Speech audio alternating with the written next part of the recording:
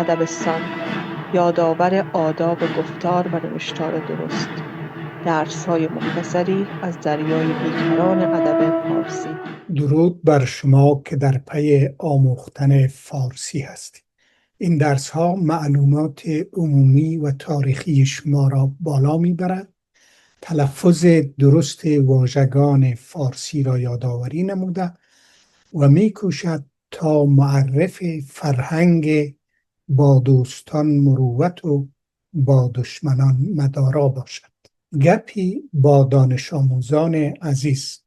برنامه درس‌های مختصر از دریای بیکران ادب پارسی که از رادیو کتاب نشر می شود، یادآوری آداب گفتار و نوشتار زبانی است که قرن‌های متمادی شعر و شعور زندگی را از بوسنی تا کاشغر، از ترکیه تا هند، از بابل عراق تا دره‌های سرسبز کشمیر، از بلندای همالیا تا پهنای زنگبار افریقا پخش نموده و پیوند دهنده دلها، قاره‌ها و نژادهای مختلف بوده است. در آگره هندوستان سنگ عشق را با هنر عجین نموده و تاج محل را به عنوان یادگار عشق به تاریخ سپرده است تا همه ساله میلیون ها انسان را به دیدار بنای سنگی عشق بکشد تا عمق مهرورزی را درک کنند. غنای فارسی.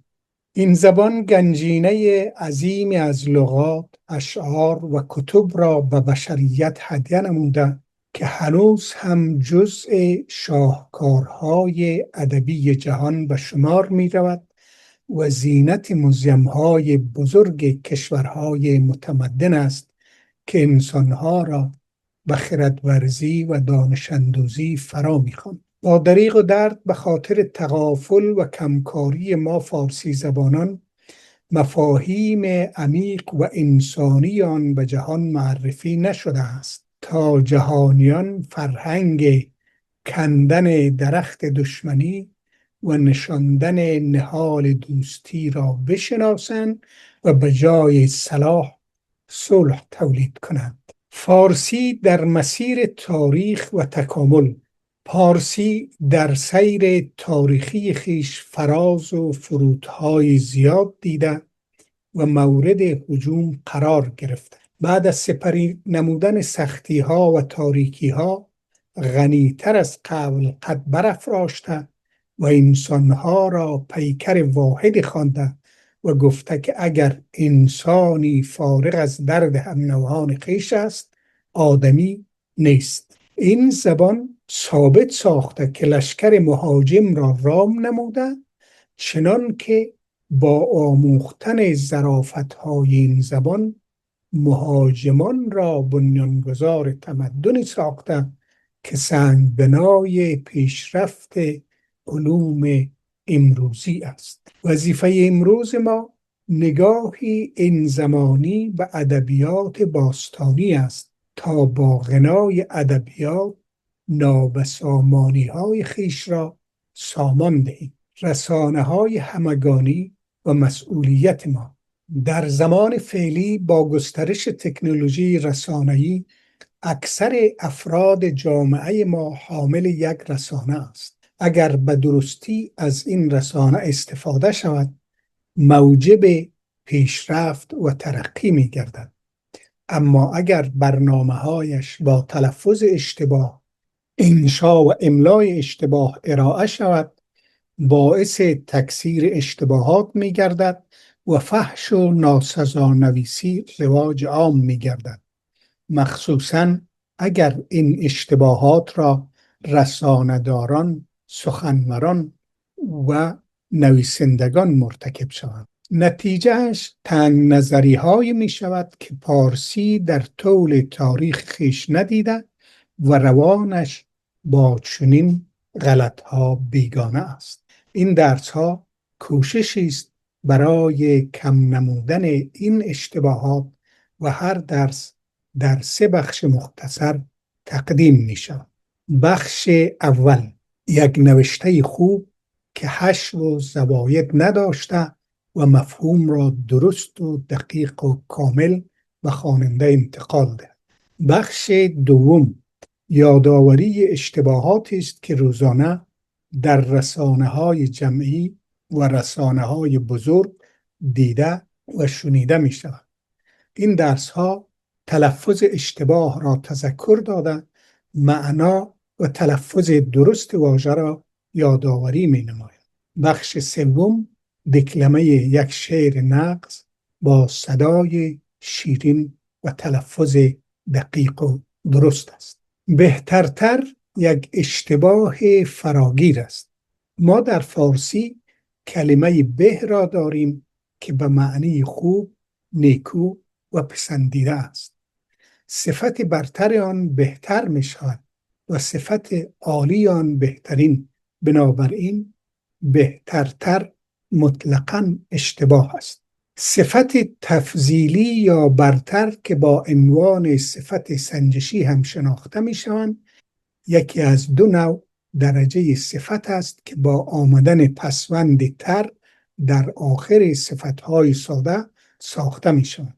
با این صفتها می توانیم موصوف را در صفت مشترک با یک یا چند موصوف دیگر بسنجیم و مقایسه کنیم. مثلا آن را بر موصوف یا موصوفهای دیگر برتری دهیم یا کمتری آنها را نشان دهیم، مانند بزرگتر، شادتر، بلندتر، سریعتر، کندتر، کوچکتر و امثالش.